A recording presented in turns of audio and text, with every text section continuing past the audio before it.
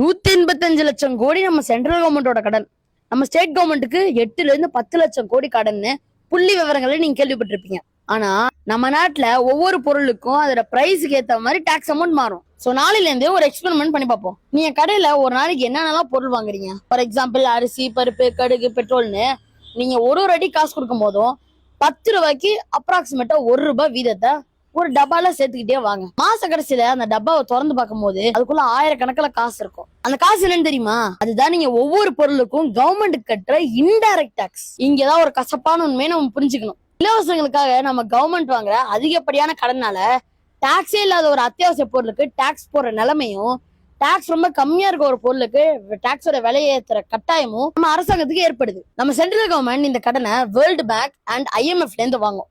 நம்ம state government RBI and PPLFD இருந்து வாங்கும். உலகத்துல கடனே இல்லாத நாடே கிடையாது. எப்படி ஒரு பிசினஸ் மேன் ஒரு கடனை வாங்கி தன்னோட பிசினஸ் எக்ஸ்பேண்ட் பண்ணுவாரோ, அதே மாதிரி கவர்மெண்ட் ஒரு கடனை வாங்கி அதை port, industries, highway, metro train, airport, dam இந்த மாதிரியான விஷயங்களுக்கு செலவழிச்சா அது ஒரு ஹெல்தியான கடன். ஆனா வாங்கின கடன்ல தற்காலிகமான திட்டங்கள், இலவசங்களுக்கு மட்டுமே செலவு பண்ணி அழிச்சா நம்ம எதிர்கால பொருளாதாரம் ரொம்ப மோசமாயிடும். ஆனா என்ன ஒரு கொடுமை தெரியுமா? எனக்கே அந்த இலவசம் அப்படின்னு கேக்குறவங்களை விட எனக்கே அந்த இலவசம் இன்னும் கிடைக்கல அப்படின்னு கேக்குறவங்க தான் அதிகம். இந்த இலவசங்கள்லாம் எங்களுக்கு வேண்டாம்பா அப்படின்னு மக்கள் என்னைக்கு முடிவெடுக்கிறாங்களோ அப்பதான் சில வருஷங்கள்ல அவங்க கையில பணம் நிறைய வந்து சேரும். அரசாங்கம் நம்மளுக்கு ஒரு கையில 1000 ரூபாய் இலவசமா தரும் போது சந்தோஷமா இருக்கும். ஆனா அதே சமயத்துல இன்னொரு கையில பெட்ரோல், டீசல்னு டாக்ஸ் ஏத்தது மூலியமாவும் நம்மளுடைய தினசரி எசென்சியல் பொருளான இந்த உப்புல இருந்து கருவேப்பிலை வரைக்கும் நம்ம கவர்மெண்ட் கட்டு இன்டைரக்ட் டாக்ஸ் மூலியமாவும் இந்த 1000 ரூபாய் விட அதிகமான பணம் கவர்மெண்ட்டுக்கு போய் சேர்ந்தது.